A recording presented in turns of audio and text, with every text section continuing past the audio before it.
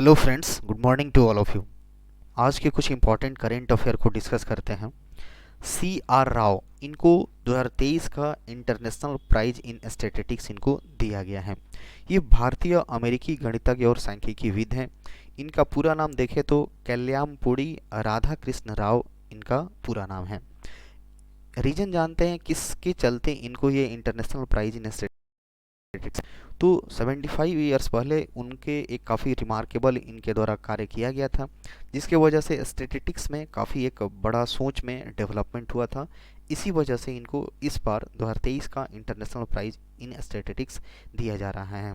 ये वर्तमान की बात करें तो पेंसिल्वेनिया स्टेट यूनिवर्सिटी में प्रोफेसर हैं और बफेलो विश्वविद्यालय में रिसर्च प्रोफेसर के तौर पे यह भी हैं।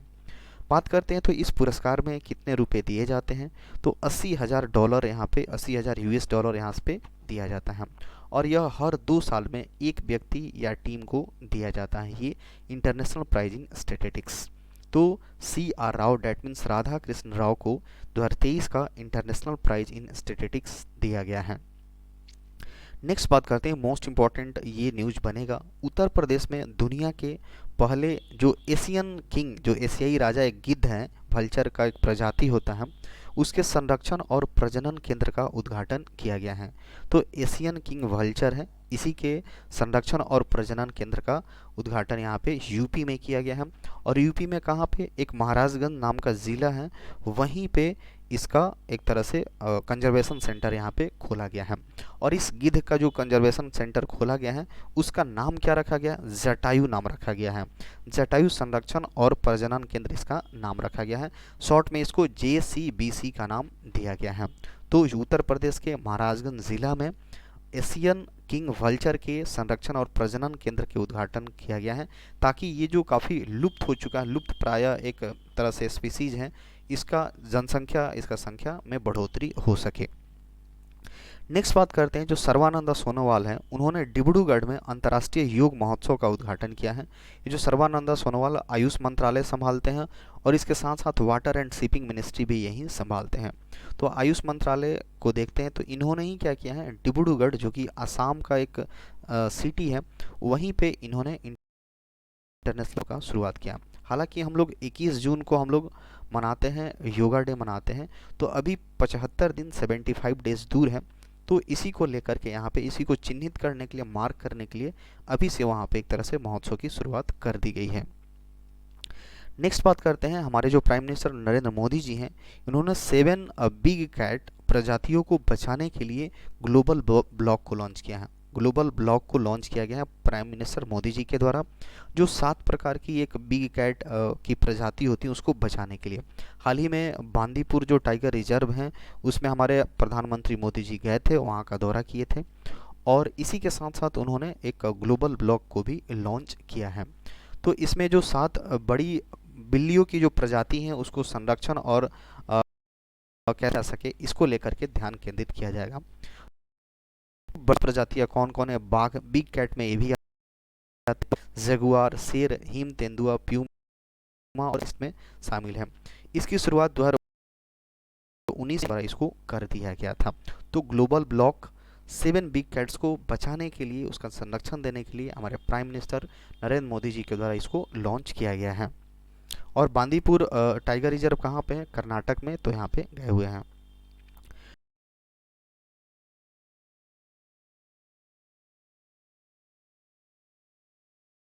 बात करते हैं, काफ़ी इंपॉर्टेंट डेटा सामने 867 हो गया है, तो ये काफ़ी हमारे वाइल्ड लाइफ के लिए काफ़ी इंपॉर्टेंट ये न्यूज बनेगा।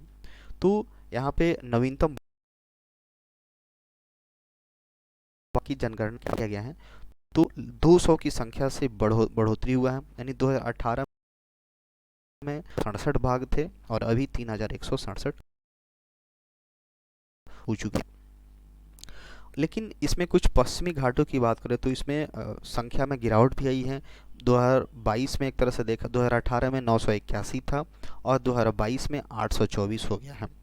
बात करें तो इसमें जो सुंदरबन जो हमारा वेस्ट बंगाल में आता है, उसमें जलवायु परिवर्तन और समुद्र के स्तर में वृद्धि के कारण यहाँ पे कुछ खतरा दिख रहा है।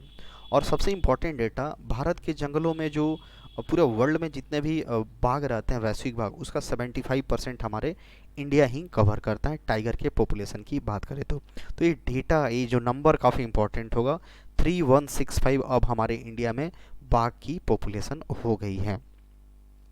नेक्स्ट बात करते हैं एचएम, डैट मीन्स हमारे जो होम मिनिस्टर अमित शाह जी हैं, उन्होंने अरुणाचल प्रदेश में वाइब्रेंट विलेज प्रोग्राम को लॉन्च किया है। वाइब्रेंट विलेज प्रोग्राम क्या है? एक्चुअली ये बिजली से रिलेटेड है। हर मतलब गांव के जो भी सीमावर्ती गांव हैं, वहाँ पे बिजली की परियोजनाएं को सशक्त रूप से लागू किया जा सके, वहाँ के गांव के हर एक घर में एक तरह से बिजली पहुंच सके, इसी को लेकर के यहाँ पे वाइब्रेंट विलेज प्रोग्राम को लॉन्च किया गया है। कौन से यहाँ पे गांव का नाम बताया जा रहा है? कीबीथू, वहीं से इसकी शुरुआत करी गई है। स्वर्ण जयंती सीमा रोशनी कार्यक्रम के तहत इसको लॉन्च किया गया है। तो नाम इम्पॉर्टेंट है, vibrant village programme Arunachal Pradesh में बिजली के को लेकर के किया गया है और हमारे होम मिनिस्टर अमित शाह जी के द्वारा इसको लॉन्च किया गया है। नेक्स्ट बात करते हैं जो हमारे उपराष्ट्रपति हैं, उन्होंने विश्व हेम्योपैथी दिवस पर वैज्ञानिक सम्मेलन का उद्घाटन किया है।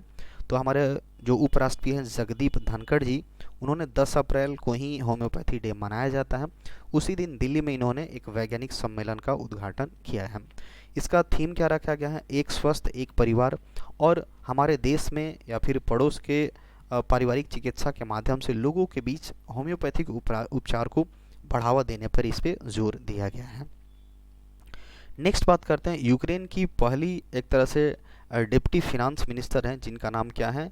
एमिन दक्षापरोवा। ये भारत के लिए 4 दिन के दौरा पे आई हुई हैं और 4 दिवसीय यात्रा पे आई हुई हैं। 9 अप्रैल से यहाँ पे रहेंगी और यात्रा के दौरान वह विदेश मंत्रालय के जो सचिव हैं हमारे इंडिया के, संजय वर्मा के साथ बातचीत होगी और भी जो तमाम तरह के दोनों देशों के बीच जो पक्ष हैं उसको लेकर के यहाँ पे बातचीत होगी। तो इनका नेम इम्पॉर्टेंट हो सकता है।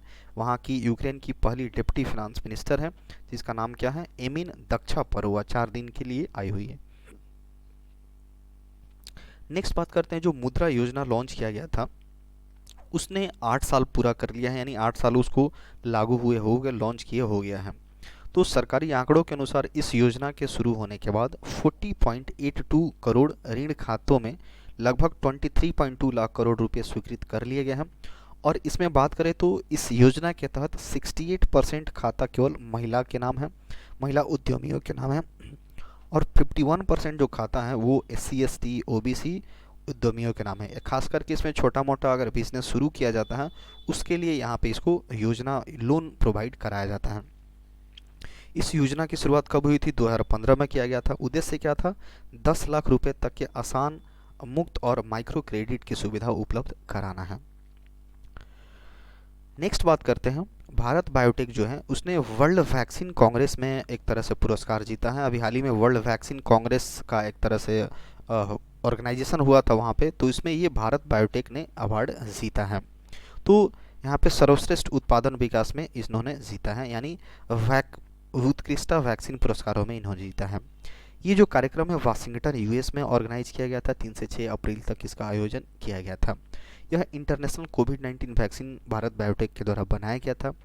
इन कोवैक ये जो दुनिया का पहला उत्पादक था, इसी के वजह से यहाँ पे इसको दिया गया है। और कोवैक्सीन नाम का जो कोविड-19 के टाइम जो वैक्सीन आया था, भारत बायोटेक के द्वारा ही बनाया गया था और भारत बायोटेक का हमारा हेडक्वार्टर हैदराबाद में मिलता है।